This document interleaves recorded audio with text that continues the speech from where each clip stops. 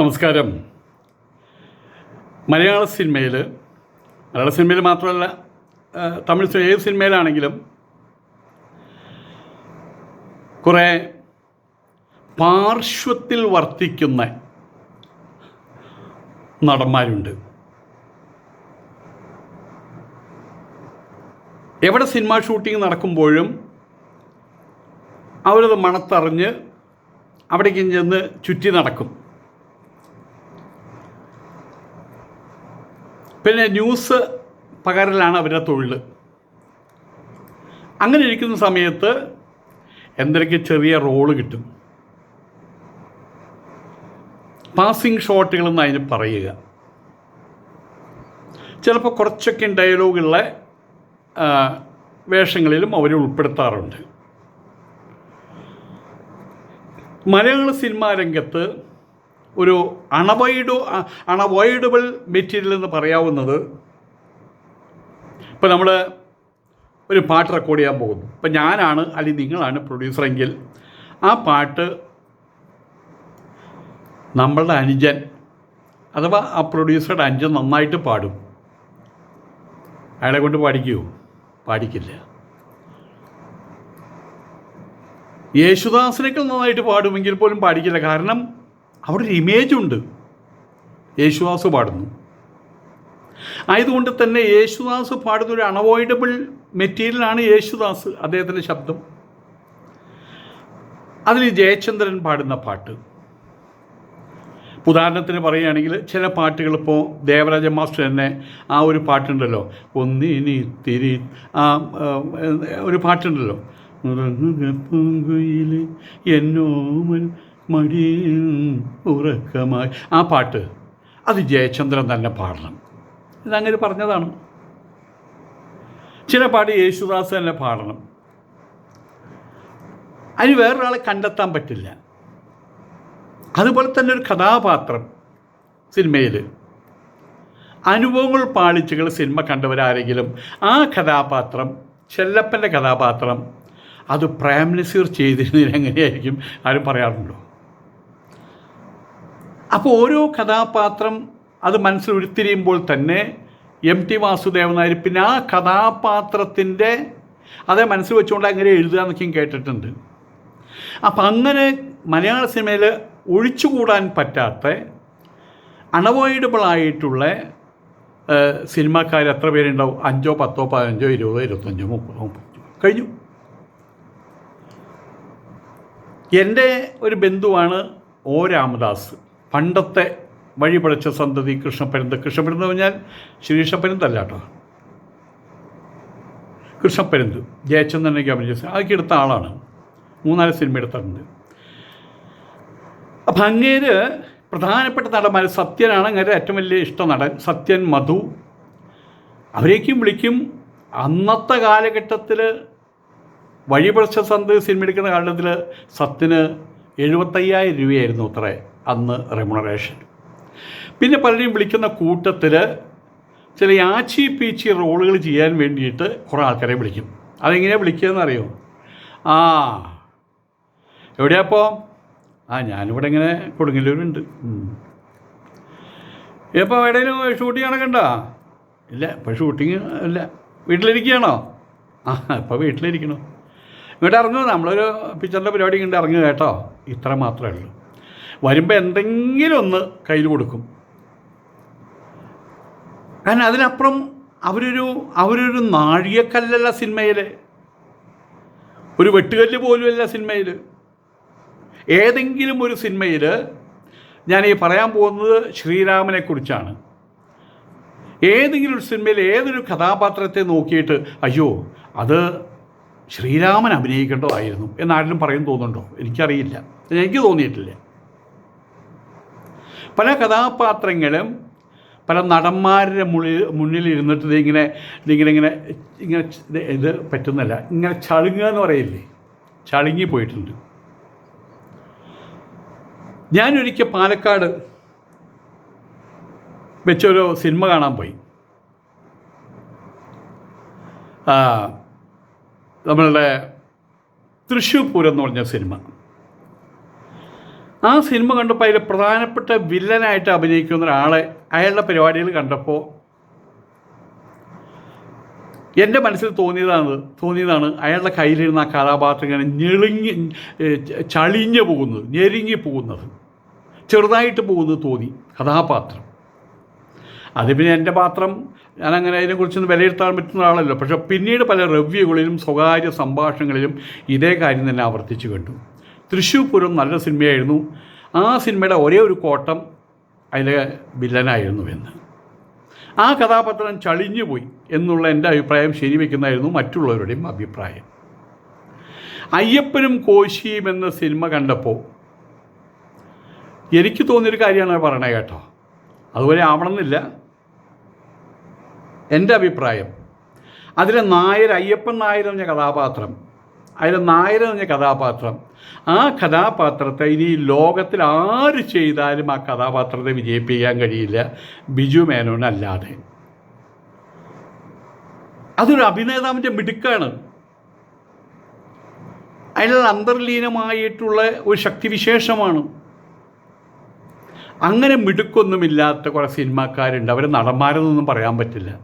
മുഖത്ത് സിമൻ്റ് ഇട്ടിട്ട് മുഖം ചലിപ്പിക്കാനാവാതെ നടക്കുന്ന ആളുകൾ. ഇവരൊക്കെ എന്ത് ചെയ്യുന്നറിയാമോ?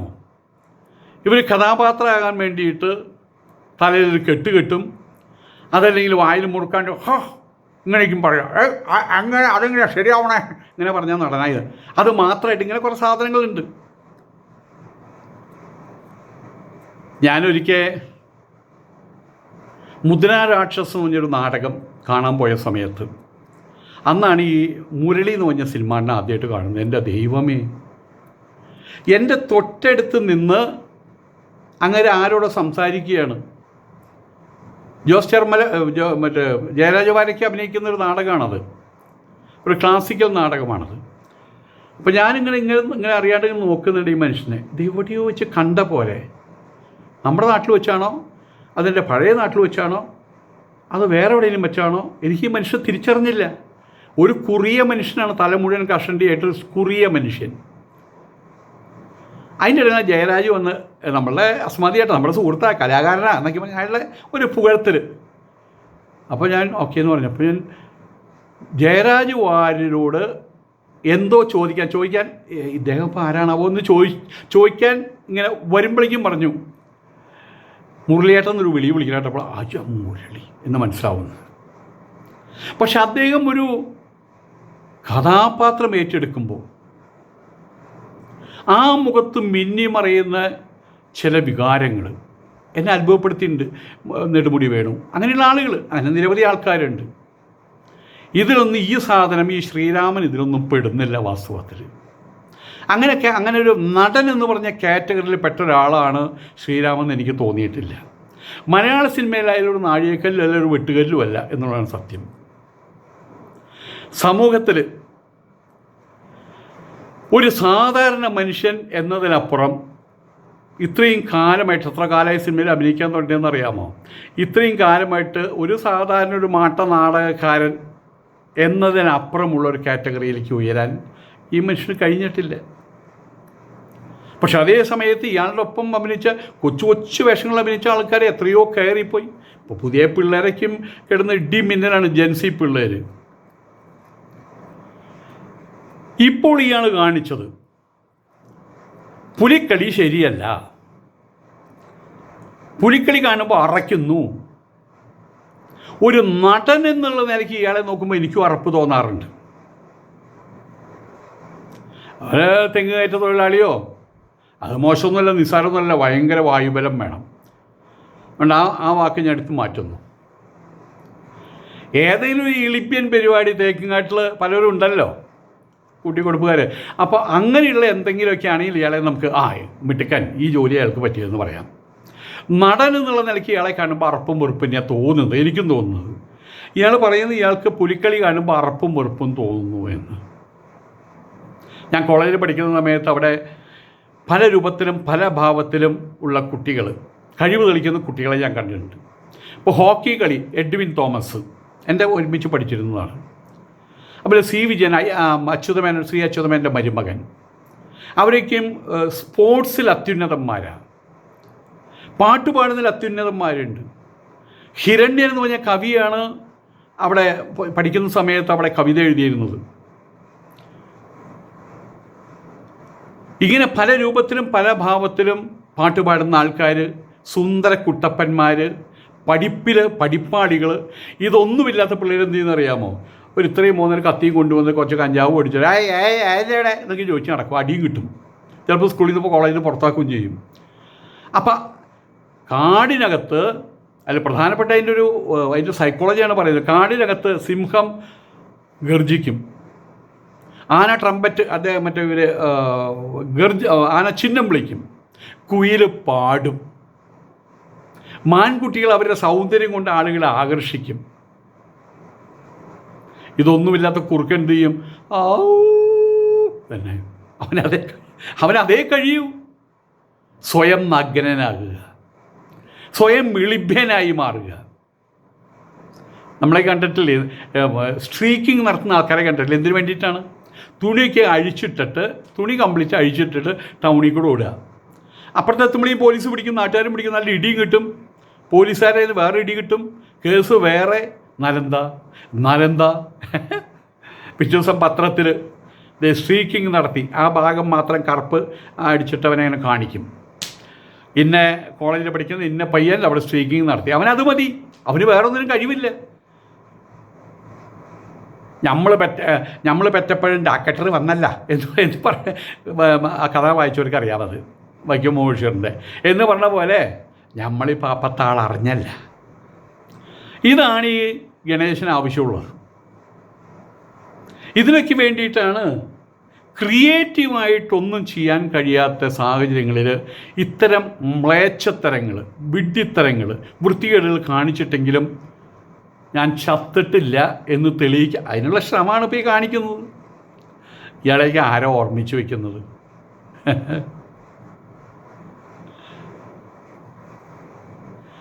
ഇപ്പോഴുള്ള പുലിക്കളിയുമായിട്ട് ബന്ധപ്പെട്ട് ഇയാൾ ചെയ്തത്,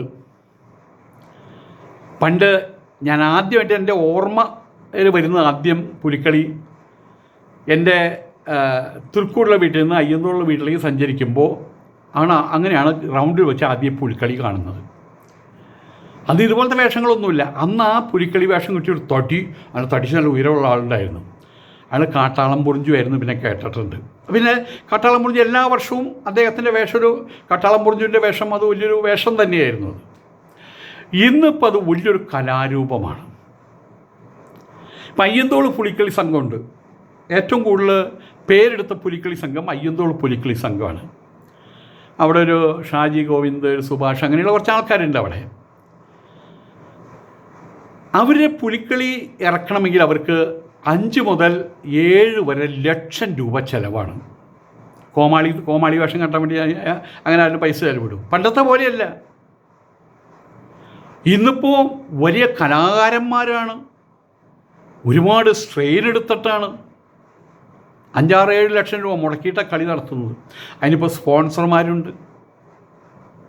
അറപ്പും വെറുപ്പും ഉളവാക്കുന്ന ഒരു കലാരൂപമാണെങ്കിൽ ആരാണ് സ്പോൺസർ ചെയ്യുക?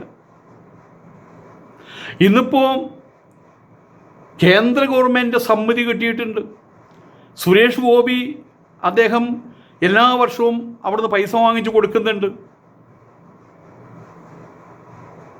ഇതിപ്പോൾ തൃശ്ശൂരിനെ സംബന്ധിച്ചിടത്തോളം ഒഴിച്ചുകൂടാൻ പറ്റാത്ത ഒന്നാണ് തൃശ്ശൂർ പൂരവും പുലിക്കളിയും. തൃശ്ശൂർ കുറച്ചുകൂടി കഴിഞ്ഞ് എനിക്ക് തോന്നുന്നത്, ഒന്നിനെ താഴ്ത്തി ഒന്നിനെ ഉയർത്തി പറഞ്ഞില്ല, എനിക്ക് തോന്നുന്നത് തൃശ്ശൂർ പൂരത്തിൻ്റെ ഒപ്പം നിൽക്കും. ഇപ്പം തന്നെ ഏകദേശം അങ്ങനെ ആയിട്ടുണ്ട് പുലിക്കളി. പിന്നെ ഇയാൾ ഈ നടൻ എന്ന് പറയുന്നവൻ പറഞ്ഞത്, അത് ചെന്നുകൊള്ളുന്ന വേറൊരു സങ്കേതമുണ്ട്. വെച്ചുകെട്ടിൻ്റെ കാര്യമാണ് ഈ പറയുന്നത്. ശരീരത്തെ മുഖത്തൊക്കെ പെയിൻ്റൊക്കെ അടിച്ച് അയ്യേ സ്വന്തം ശരീരത്തെ എന്നൊക്കെ പറഞ്ഞിട്ടുണ്ടല്ലോ. അതെവിടെ ചെന്ന് കൊള്ളണേന്നറിയാമോ? ഇപ്പോഴും എൻ്റെ ദൈവമേ, ഗോപിയാശാൻ ഇപ്പോഴും അവിടെ ജീവിച്ചിരിപ്പുണ്ട്. അങ്ങനെയൊന്നും കേൾക്കണ്ട. വെച്ചുകെട്ടിൻ്റെ കാര്യം പറയുമ്പോൾ അയാൾ അറിയാതെ തന്നെ കഥകളി എന്ന കലാരൂപത്തെയും അവഹേളിക്കല്ലേ ചെയ്യുന്നത്. ഒരു കാലഘട്ടത്തിൽ ഓട്ടംതുള്ളൽ, കുഞ്ചൻ നമ്പ്യാർ അമ്പലപ്പുഴ പോയിട്ട് ഓട്ടംതുള്ളൽ നടത്തുന്ന സമയത്ത് അതിനെ അവഹേളിച്ചിട്ടുണ്ട്. അവിടെയുള്ള ആൾക്കാരെ അവഹേളിച്ചിട്ടുണ്ട്, അവിടുന്ന് പുറത്താക്കിയിട്ടുണ്ട്. അവിടെ ഒരു കഥയുണ്ട്, പേ പിടിച്ച നായ കടിച്ചിട്ടാണെന്ന്. അതിന് വേറൊരു വർഷമുണ്ട്. ഇങ്ങേരുടെ കഥ, ഇങ്ങേരുടെ ഓട്ടംതുള്ളലുള്ള വരികളുണ്ടല്ലോ, അത് നായന്മാരെ കുറിച്ചാണ് മുഴുവൻ. അതിൽ ഈർഷ്യ പൂണ്ട നായകൾ അല്ല, നായന്മാർക്ക് പേ പിടിച്ചിട്ട് കടിച്ച് കൊന്നാണെന്നൊക്കെ അങ്ങനെ ഒരു വെർഷനുണ്ട്.